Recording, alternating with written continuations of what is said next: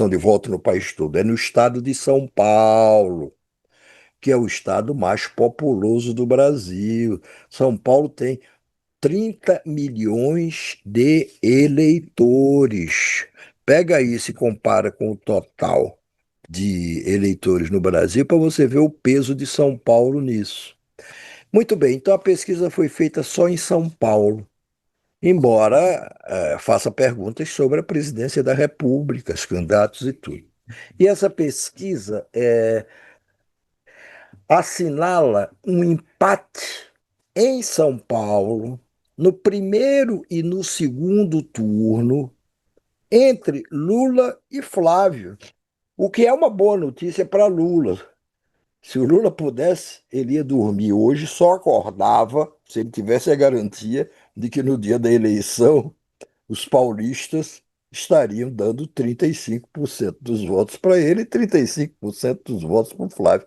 Ele estaria felicíssimo com isso, se isso acontecesse. Por quê? Porque São Paulo é um estado extremamente conservador do ponto de vista político. A história está aí para provar. Então, ele empatar com o Flávio no estado de São Paulo, olha, nem é a maior graça que ele poderia obter nessa altura da vida. Claro que isso vai mudar. Claro que a tendência ou seria, se o Flávio não fosse tão vazio de ideias e de tudo, e não tivesse cometendo tantos erros na campanha, o provável será, de todo jeito, que o Flávio venha a ter mais votos do que Lula em São Paulo. Mas só que o Flávio precisa ter muito mais votos, não é pouco, não. Muito mais votos. A diferença que o Flávio tem que abrir em São Paulo para se eleger, isso levando-se em conta eleições passadas, para se eleger enfrentando o Lula, tem que ser uma diferença talvez tão grande ou maior do que a diferença que o Jair Bolsonaro abriu, a vantagem que Jair Bolsonaro abriu nas eleições passadas. Aliás, eu nem digo nas eleições passadas, nas eleições de 2018, quando ele se elegeu presidente da República pela única vez. Em 2022, quando aí foi Lula que se elegeu presidente da República, embora por uma diferença muito pequena, 2 milhões de votos, menos de 1% do percentual de votos dados nas urnas, o, a diferença do Lula, o Lula perdeu em São Paulo, do mesmo jeito, para Jair Bolsonaro. Mas só que o Jair Bolsonaro já não abriu a frente de votos que abriu sobre o Fernando Haddad em 2018.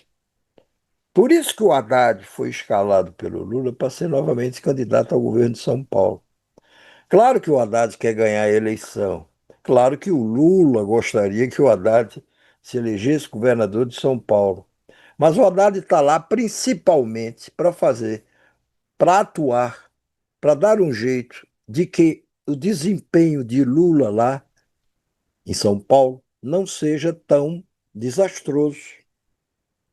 A pesquisa mostra os dois empatados no primeiro e no segundo turno. Qual é outra arte que a gente tem ainda sobre essa pesquisa, Alice? No segundo turno, o Flávio tem 46 e o Lula 43. Na margem de erro, É, tá mas empatado. é na margem de Mas, erro, enfim, tecnicamente empatados, entendeu? Sim, mas a gente tem mais uma comparação. Não tem Lula, não tem Alice. Não tem mais dados sobre isso, essa pesquisa, Alice?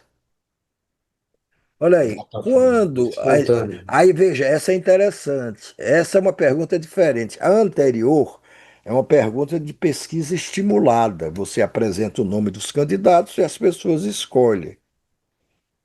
Todos os entendidos em pesquisa dão muita importância à chamada pesquisa espontânea, que é aquela que você apenas pergunta ao eleitor que está sendo entrevistado: vem cá, você vai votar em quem? Que é a chamada pesquisa de intenção espontânea de voto. Você não mostra o nome dos candidatos, você diz quem. Na espontânea, portanto, que é uma pesquisa importante, o Lula teria 24% das intenções de voto contra 18% do Flávio. Tanto que nessa espontânea, como não se apresenta o nome dos candidatos, a pessoa pode citar o nome que quiser. Aí Jair Bolsonaro aparece com 3%. O Caiado, com 1% Caiado, Ronaldo Caiado, ex-governador de Goiás, candidato pelo PSD do Kassab. E o Renan Santos, do Missão, com 1%. Tá ótimo para Lula isso aí. Se ele pudesse dormir e acordar no dia da eleição com esses resultados aí de São Paulo, para ele estaria ótimo. Mas não é assim. Não é assim. Esse levantamento foi realizado do dia 1º a 3 de julho e com 1.608 entrevistas distribuídas por 71 municípios de São Paulo.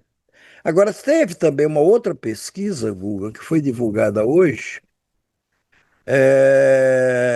Aliás, ainda a respeito dessa, tem algumas informações.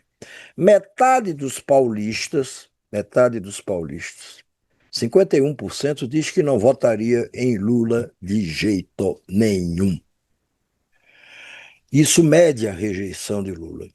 Mas só que 43% dos paulistas, 43, também dizem que não votam em Flávio Bolsonaro de jeito nenhum. É... O PT, só mais uma curiosidade, o PT só ganhou no segundo turno no estado de São Paulo, desde que existe PT e desde que o PT disputa eleições lá, só ganhou no segundo turno no estado de São Paulo em 2002, quando Lula se elegeu presidente da República pela primeira vez. Todo o Brasil, à exceção de Alagoas, em 2002, votou majoritariamente em Lula. Já nas eleições de 2022, Jair Bolsonaro venceu no estado de São Paulo, mas perdeu na capital paulista. Perdeu na capital paulista. O Foram Haddad está 500 lá mil para. votos a menos aqui na capital que ele teve do que o Lula. Hein? Se eu não Hein? me engano, o Lula teve 500 mil votos a mais na capital do que o Bolsonaro. Ele perdeu por 500 mil votos, uma coisa dessa. O Bolsonaro em São Paulo, capital, mas aí, somando todos os estados, ele ganhou. Muito bem. Agora saiu uma outra pesquisa hoje também. E aí vamos pegar só um recorte dessa outra pesquisa. É a pesquisa Meio Ideia, do Instituto Meio Ideia. Eu conheço os dirigentes desse instituto e são pessoas muito sérias. O Meio Ideia fez a seguinte pergunta: isso é um recorte, tem pesquisa para presidente, país, mas fez essa pergunta que é muito interessante. Quem é a mulher que tem mais poder hoje no Brasil? E está aí o resultado. A resposta foi Michele Bolsonaro, com 15,4% dessa opinião emitida pelos paulistas, seguida da Janja, atual primeira-dama, com 9%, da ministra Carmen Lúcia, que é uma defensora intransigente, não só da democracia, da legalidade, de tudo de bom, mas também das mulheres, do direito das mulheres, é a ministra do Supremo Tribunal Federal. E depois de Carmen Lúcia vem Dilma, ex-presidente, que está afastada da política já há muito tempo. A Simone Tebet, que hoje é candidata ao Senado, apoiando o Lula em São Paulo. E a Érica Hilton, do PSOL de São Paulo, com 1,7%, e que ganhou uma grande projeção pelo desempenho dela, do mandato dela de deputada federal e pela proposta de redução da jornada de trabalho. Então, essa notícia aí é muito ruim. Sinto muito, mas ela é muito ruim para Flávio Bolsonaro. Porque ele foi logo brigar com a Michelle. Ele está brigado com a Michelle. A Michelle só gravou aquele vídeo lá onde ele diz, espera aí que a Alice está me mandando um negócio aqui. Ah, tá. É, a Michelle gravou aquele áudio, aquele vídeo, ficou famoso, é famoso, dizendo que ela é maltratada pelos filhos de Bolsonaro, que ela é desprezada, que ela não é ouvida, que ela é humilhada, que ela que eles se referem a ela de forma muito desabonadora. Ela disse tudo isso. É que eu não E a entendia nada Michelle, de e a política. pesquisa mostra a importância da Michelle, o peso eleitoral que a Michelle já tem hoje em dia. Porque, é claro, isso é